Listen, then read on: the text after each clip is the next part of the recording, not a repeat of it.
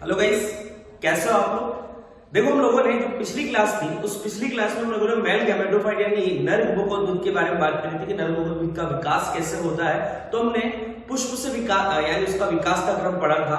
तो हम लोग बात करते हैं आज मादा युग्मकोद्भिद के बारे में। तो देखिए, मादा युग्मकोद्भिद के बारे में बात करते हैं तो ये हमारा पुष्प होता है। पुष्प में ये बाइडल होता है। बाइडल के ऊपर दलपुंज पाया जाता है। दलपुंज के भीतर की तरफ एक चक्र के रूप में बहुत सारे पुंकेसर पाए जाते हैं और पुंकेसर के परागकोश जो होता है उस परागकोश में अर्धसूत्री समसूत्री विभाजन के फलस्वरूप मेल गैमेटोफाइट यानी नर युग्मकोद्भिद का विकास होता है। आज हम बात करते हैं मादा युग्मकोद्भिद के बारे में, स्त्री केसर के अंडक के बारे में, जिसे गुरु बीजाणु कण कहा जाता है। जैसे नर युग्मकोद्भिद की बात करते हैं तो नर युग्मकोद्भिद का विकास लघु बीजाणु कण जो होती है जिसे हम लोग पुंकेसर कहते हैं, तो पुंकेसर कोई लघु बीजाणु कण का है। इसी प्रकार ये वाला जो पार्ट होता है इस वाले पार्ट को अंडक या स्त्री केसर या जायान हम लोग कहते हैं और इसे ही हम लोग गुरु बीजाणु कण कहते हैं। क्योंकि हम लोगों ने बात करी थी कि पुष्प जो होता है वो रूपांतरित प्ररोह होता है और रूपांतरित प्ररोह इसका मतलब पत्ती जैसी संरचनाओं वाला तना होता है, वही आपस में संयुक्त होकर पुष्प का निर्माण करता है। तो बात करते हैं हम लोग,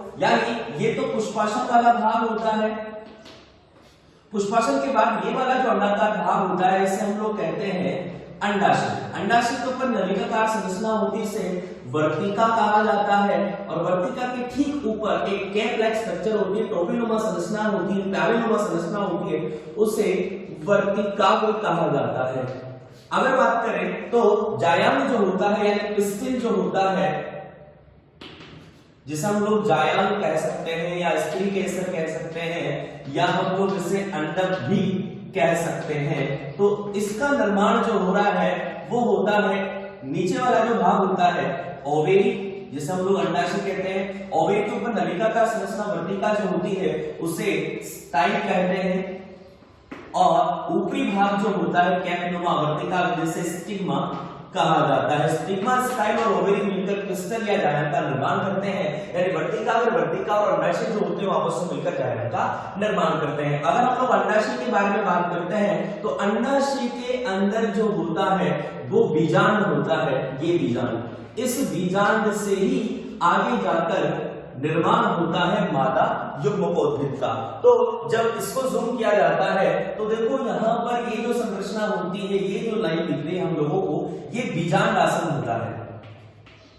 बीजांड आसन, बीजांड पर जो संरचना लगी हुई है, बीजांड जिस संरचना पर लगी हुई है उस संरचना को कहा जाता है बीजांडासन। बीजांडासन से नलिकाकार संरचना, एक तंतुनुमा संरचना निकलती है, इसे बीजांड ग्रंथ कहा जाता है। उस बीजांड ग्रंथ पर ही एक अंडाकार संरचना लगी होती है जिसे हम लोग कहते हैं बीजांड।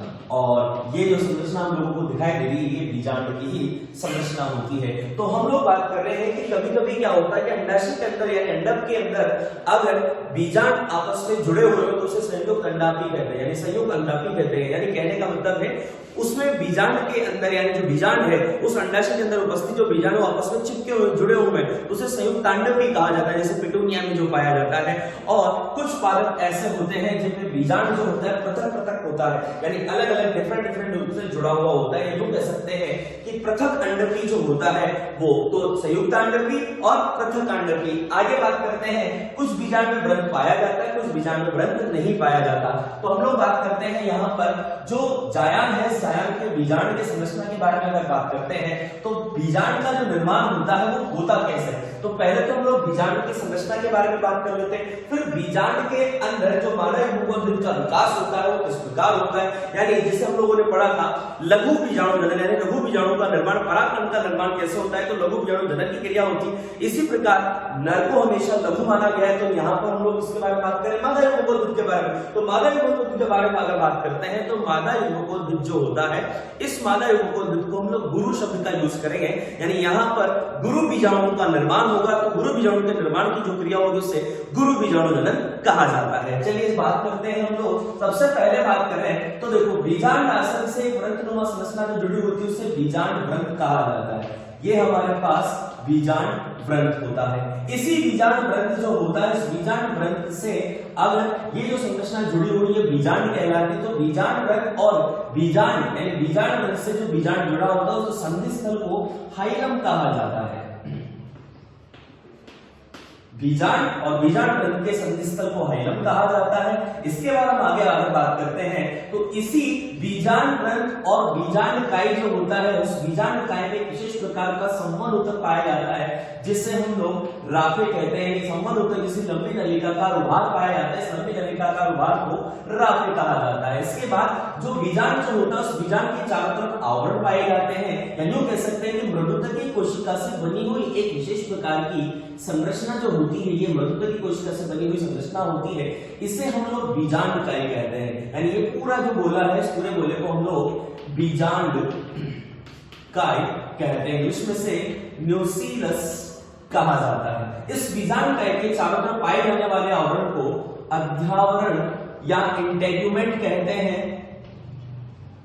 और ये इंटेग्यूमेंट किसी किसी बीजांड में दो अध्यावरण पाए जाते हैं तो द्विअध्यावरणीय बीजांड, किसी किसी बीजांड जो होता है उसमें एक अध्यावरण पाया जाता है तो एक अध्यावरणीय बीजांड और किसी किसी बीजांड में अध्यावरण ही नहीं पाया जाता है तो अध्यावरण रहित बीजांड कहा जाता है। जिनकी संख्या 0 से लेकर 2 तक होती है। अध्यावरण हो गया।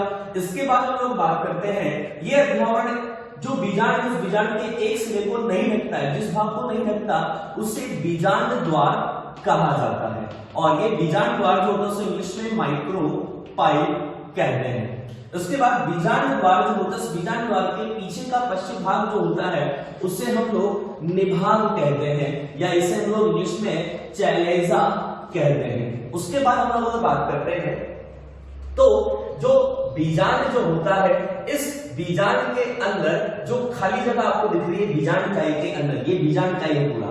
इस बीजांड काई के अंदर पूरी जो संरचना आपको दिखाई दे, यूं कह सकते हैं कि ये जो संरचना है ये तो हमारी क्या हो गई बीजांड और बीजांड के अंदर जो ये पूरी की पूरी जो संरचना है कोई जो सर्कल जो लाइन दिख रही है इसे कहा जाता है भ्रूण कोश।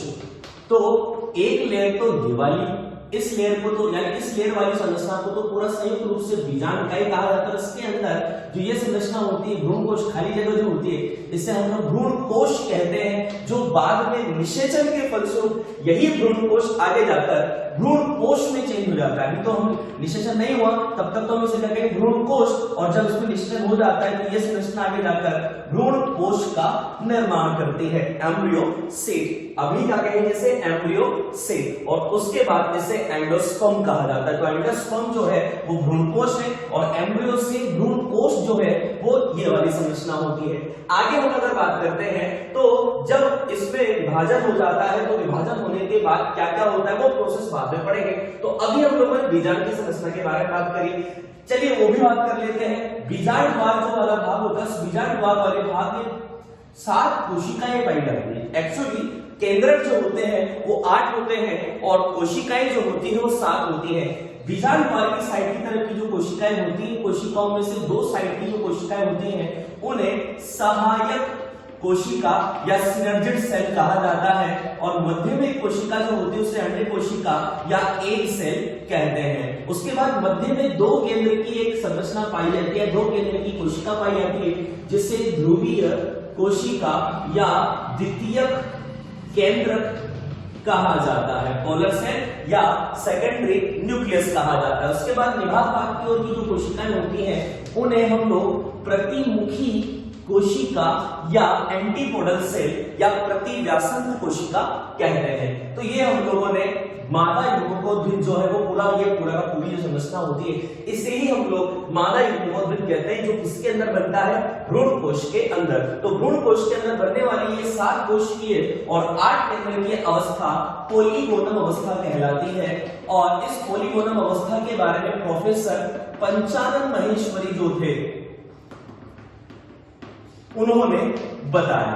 आगे हम लोग अगर बात करते हैं तो इस बीजांड काई के अंदर इस पूरी पोलीगोनम अवस्था का निर्माण किस प्रकार हो रहा है, यानी मादा युग्मकोद्भिद का विकास किस प्रकार होता है तो उसके बारे में बात कर लेते हैं। तो देखो सबसे पहले ये जो है ये संरचना जो होती है पूरी की पूरी संरचना ये बीजांड काई है।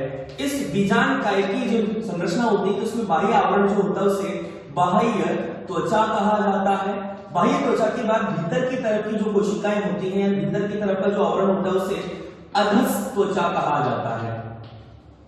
इस अधस त्वचा के अंदर की जो कोशिका होती है उसमें से कोई एक कोशिका सघन जीव द्रव्य युक्त होकर आकार में बड़ी होकर प्रसूतक कोशिका बनाती है। इस प्रसूतक कोशिका का निर्माण हो जाता है। इस प्रसूतक कोशिका में प्रथम अनुप्रस्थ विभाजन होता है, जिसके फलस्वरूप बाहर की तरफ तो प्राथमिक भित्ति कोशिका बनती है और भीतर की तरफ बनती है गुरु बीजाणु मात्र कोशिका, या यूं कह सकते हैं गुरु बीजाणु ऊतक का निर्माण होता है। प्राथमिक भित्ति कोशिका से तो अध्यावरण का निर्माण हो जाता है। बीजांड के चारों तरफ पाए जाने वाला जो आवरण होता है उसे अध्यावरण कहा जाता है, जो एक अध्यावरण या द्विअध्यावरणी हो सकता है। उसके बाद अध्यावरण बनने के बाद, ये अध्यावरण बन चुका है, अध्यावरण बनने के बाद इस गुरु बीजाणु मात्र कोशिका जो होती है, इस गुरु बीजाणु मात्र कोशिका में, यानी इसे बोल सकते हैं मेगास्पोर मदर सेल, इस गुरु बीजाणु मात्र कोशिका में होता है अर्धसूत्री विभाजन यानी मियोसिस होता है, जिससे एक गुरु बीजाणु मात्र कोशिका से 4 गुरु बीजाणुओं का निर्माण हो जाता है। और इन चारों गुरु बीजाणुओं में से बीजाणु द्वार की साइड के, इस साइड के जो 3 गुरु बीजाणु जो होते हैं वो नष्ट हो जाते हैं और केवल एक सक्रिय गुरु बीजाणु जो होता है वही रहता है। इस सक्रिय गुरु बीजाणु में होता क्या है, 3 बार समसूत्र विभाजन होता है। जब एक बार इसका समसूत्र, अब देखो यहाँ पर ये कोशिका क्या हो गई, अगुणित, क्योंकि अर्धसूत्र विभाजन होने से बनने वाले 4 गुरु बीजाणु जो होते हैं 4 में से 3 नष्ट हो जाते हैं, एक सक्रिय गुरु बीजाणु बचता है और ये सक्रिय गुरु बीजाणु जो होता है वही समसूत्र विभाजन के द्वारा 3 बार समसूत्र, पहली बार समसूत्र विभाजन किया तो 1 से 2 केंद्रक हो गए, दूसरी बार समसूत्र विभाजन किया तो 2 से 4 केंद्रक हो गए और उसके बाद तीसरी बार जब समसूत्र विभाजन हुआ तो 4 से 8 गुरु केंद्रक, यानी यूं कह सकते हैं कि 8 केंद्रकों का निर्माण हुआ। इन 8 केंद्रकों में से 3 केंद्रक तो चले जाएंगे निभाग भाग की ओर और 3 केंद्रक जो होंगे वो चले जाएंगे, सॉरी 3 केंद्रक जो होंगे वो तो चले जाएंगे निभाग भाग की ओर और इनमें से 3 केंद्रक जो होंगे वो चले जाएंगे चलेजा भाग की ओर।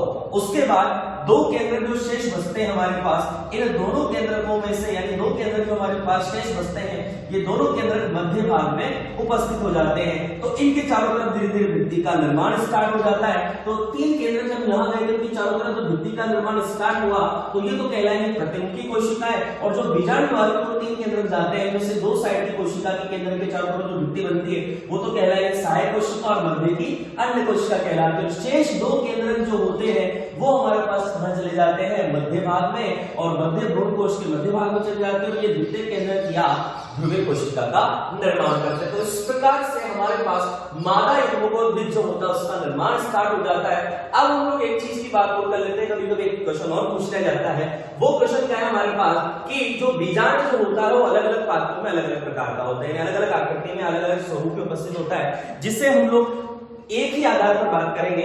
इससे बीजाणु ग्रंथ, यानी ये तो बीजाणु ग्रंथ होता है, ये निभाग होता है, सॉरी ये बीजाणु द्वार होता है और ये निभाग होता है। तो बीजाणु ग्रंथ और बीजाणु द्वार की स्थिति के आधार पर जो बीजाणु होते हैं वो टोटली 6 प्रकार के होते हैं, तो उनके बारे में हम लोग बात कर लेते हैं। चलिए स्टार्ट करते हैं। सबसे पहला जो हमारे पास आता है उसे हम लोग ऋजु प्रकार का बीजाणु कहते हैं, और ये ऋजु प्रकार का बीजाणु जो होता है उसे इंग्लिश में ऑर्थोट्रोपस कहा जाता है। इस प्रकार के बीजाणु में क्या होता है कि बीजाणु द्वार और बीजाणु ग्रंथ और निभाग तीनों एक ही सिध में होते हैं। तो ऋजु प्रकार का बीजाणु जो होता है वो पान और उसके साथ साथ काली मिर्च जो होती है, पॉलीगोनम फैमिली जो होती है, उसमें पाया जाता है। तो उसमें क्या होता है, बीजाणु द्वार, निभाग और बीजाणु तीनों एक सिध में होते हैं। अब जब इस बीजाणु को 90 डिग्री पर हम लोग घुमा देते हैं बीजाणु ग्रंथ के सापेक्ष, तो ये तो बीजाणु ग्रंथ हो गया और ये हो गया बीजाणु द्वार और ये हो गया निभाग। तो बीजाणु द्वार और निभाग अगर एक ही सिध में है और इन दोनों के समकोण पर बीजाणु ग्रंथ होता है, तो इस प्रकार का जो बीजाणु होता है उसे हम लोग अर्धप्रतीक या हेमी एनाट्रोपस कहते हैं। या तो अर्धप्रतीक या हेमी एनाट्रोपस प्रकार का बीजाणु होता है। और इस प्रकार का जो बीजाणु होता है वो विशेष प्रकार के जो पौधे होते हैं उनमें पाया जाता है। जैसे हम लोग अगर बात करते हैं तो प्रिमिलिसी फैमिली जो होती है, उस प्रिमिलिसी फैमिली में या रेनिकुलेसी फैमिली जो होती है उसमें इस प्रकार का बीजांड पाया जाता है। अब यही बीजांड जो होता है इसे हम लोगों ने 90 डिग्री पर घुमा, देखो आपको उसको लाइन से याद रखना, अपने आप आपको याद हो जाएगा। ये एकदम सिद्ध में है, इसके बाद इसी को यहां पर बीजांड बल के सापेक्ष जब इसको 90 डिग्री पर घुमा देते हैं तो हमें हेमी एनाट्रोपस प्रकार का बीजांड मिल जाता है। और इसी हेमी एनाट्रोपस प्रकार के बीजांड को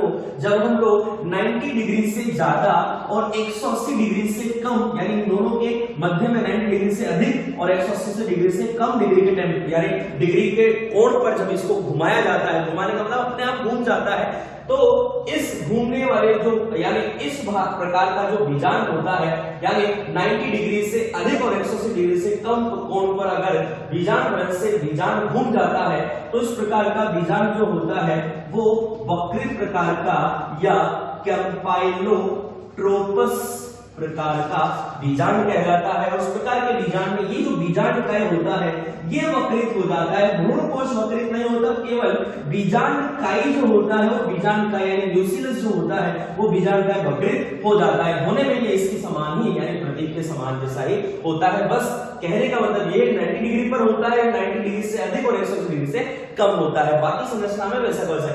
अब इसी वक्रित प्रकार का जो बीजांड होता है, अगला बीजांड जो हमारे पास आता है ये पाया जाता है, इस प्रकार का जो बीजांड होता है ये लेग्यूमिनेसी फैमिली जो होती है या ब्रेसिकेसी फैमिली जो होती है उसमें वक्रित प्रकार का बीजांड पाया जाता है। इसके बाद हम लोग बात करते हैं अनुप्रस्थ प्रकार का बीजांड।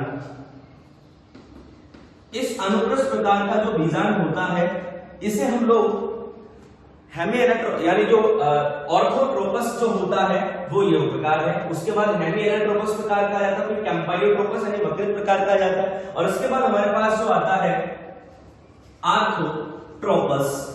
इस प्रकार का जो बीजांड होता है, इस प्रकार के बीजांड में क्या होता है, ये होने में तो वक्रित जैसा ही होता है, लेकिन इसमें क्या होता है कि बीजांड काय के साथ साथ जो भ्रूण कोश होता है, बीजांड काय के साथ साथ भ्रूण कोश जो होता है वो दोनों भी वक्रित हो जाते हैं। यानी यहां पर बीजांड काय और भ्रूण कोश दोनों ही वक्रित हो जाते हैं। ये भी इसके जैसा होता है 90 डिग्री से अधिक 180 डिग्री से कम, लेकिन दोनों में अंतर क्या होता है, इसमें केवल भ्रूणकोश जो होता है वक्रित होता है और इसमें भ्रूणकोश के इसमें बीजांड काय वक्रित होता है, बीजांड काय इसमें बीजांड काय के साथ साथ भ्रूणकोश भी वक्रित हो जाता है।